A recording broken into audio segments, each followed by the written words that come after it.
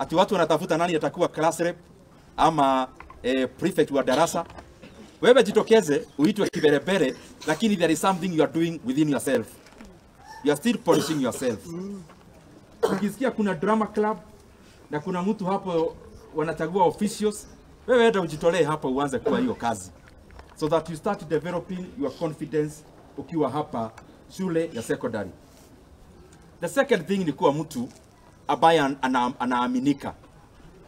I can tell you, as you continue to several levels of your life, hata ukipata kazi, kwa wewe kupata cheo ya juu katika hiyo kazi, kitu ya kuaminika ni kitu ya umuhimu.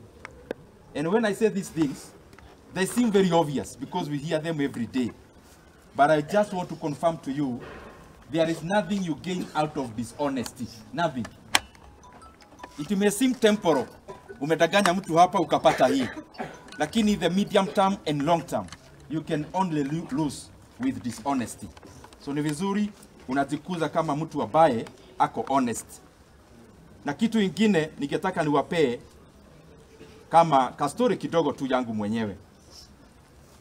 Mimi nikiwa second year university kule KU, niliandika kitabu inaitwa How to Succeed in High School, na nikaipublish na imesomwa like 20,000 copies in Kenya. Na katika hiyo kitabu, na nilikuwa second year university hiyo wakati, hapa nyuma ya kitabu unaangalianga inaandikwa mambo ya author, about the author. Nilikuwa nimeandika Dede Nyoro ni mwanafunzi wa economy, nilikuwa nafanya economics, lakini the last sentence about the author, na munisikiza vizuri, I was second year then in university. The last sentence nilikuwa nimeandika, and future Kiharu MP. Wow.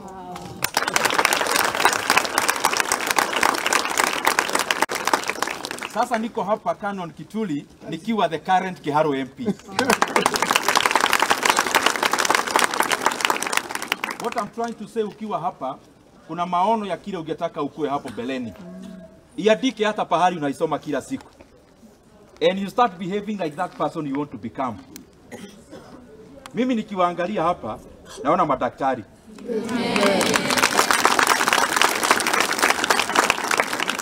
Hapa naona mainjinia. Hapa naona bankers. Na sio bankers peke yake, hata wewe ukue miongoni ya wale wanaona hata hiyo bank ambao utakuwa unafanya kazi.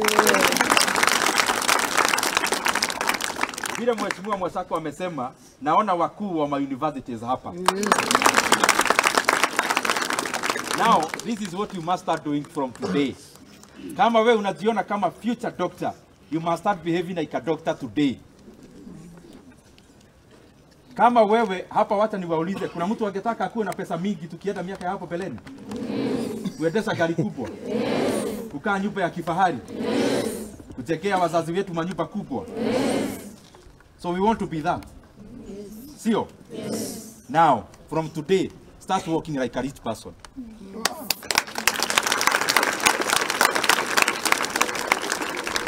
Confidence is a very important part ya mtu. Na unajijaz kabisa. Yaani unajua ile unajiamini na wewe unajichocha hata kama watu wengine hawakuchochi.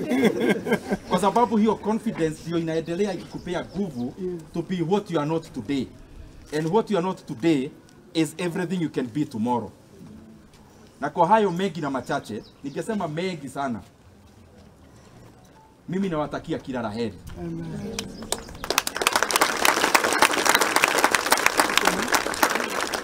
Katika kazi ambayo unafanya, me I can tell you as an example, every day, every time, uogope Mungu. Unajua saa zingine mnatuona sisi wanasiasa, I want to confirm to you, majority of us are where we are kwa sababu ya baraka ya Mwenyezi Mungu. Amen. So mkiwa pia hapa shule, is good to recognize that where power comes from. Unaogopa Mungu, unatii walimu, hayo mambo mengine tumesema unayatimiza, na haswa pia unasoma kwa bidii, na kwa hayo yote I am sure the future is very bright for all of us here.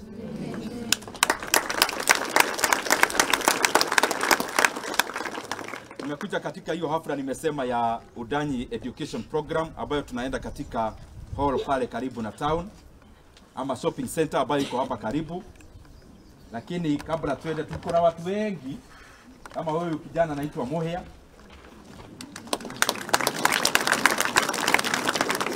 Anafanya kazi katika wizara ya mining, na yeye pia ako na degree, I think sasa anafanya masters.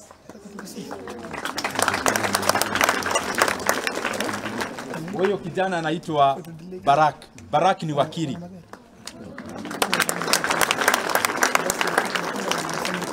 Na pia ni director mkubwa hapa katika eneo la Pwani.